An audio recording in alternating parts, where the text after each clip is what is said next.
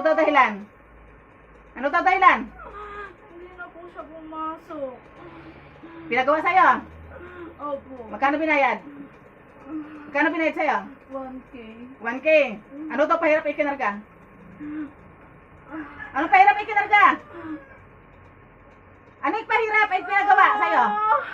Ano pahirap? Ano pahirap? Ano pahirap ay pinagawa? Ano daw gagawin dito? Sa kanya po. Anong init kinarga sa tiyan?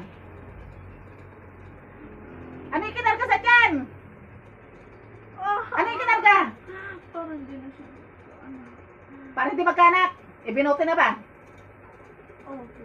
Ibinote? Opo. Ay, kunin ang bote.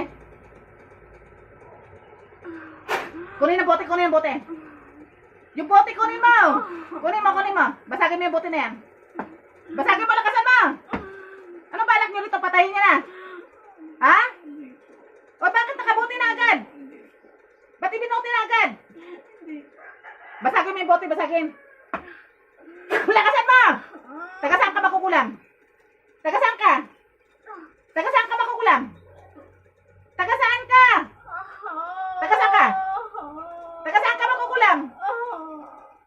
Taga saan ka? Ay, ayaw mo sumagot. Batangas. Sa Batangas. Tinatrabaho lang sa'yo. Opo. Na ganun ang gawin.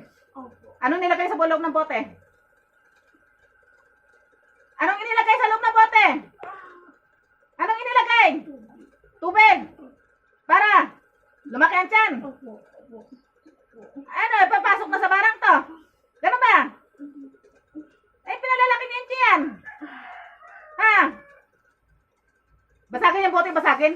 Basagin mo. Lakasan mo, lakasan mo. Lakasan mo, basagin mo. Anong laman ng bote na yan? Tubig. Tubig. Bukod sa tubig, ano yung kinalagay, pinasok nyo dyan?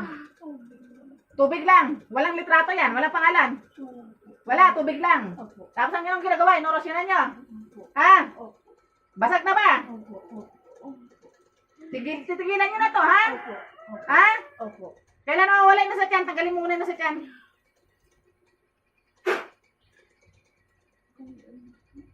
Kalasin mo lahat yan lang ba nilagyan? Kaya kalasin mo lahat. Opo. Opo. Wala na. Kailan gagaling yan? Kailan gagaling? Kilala mo pa yung nagpagawa sa'yo? Opo. Ano mo? Hindi ko po siya kilala. Ano yung tsura ng babae nagpagawa sa'yo? Bata pa? Opo. Opo. Mga ilang taon? Opo.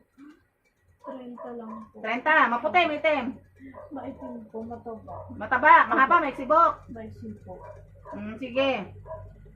Nakalis mo na ba? Opo. Wag nang ulitan. Opo. Tatawagin ko ng paggawa. Opo. Opo.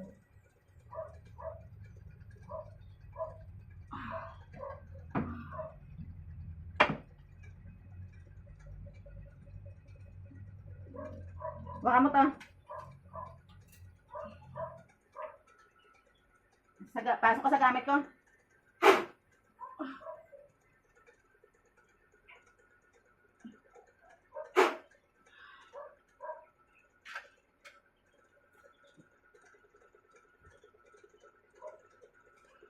Pasok yun ang paggawa.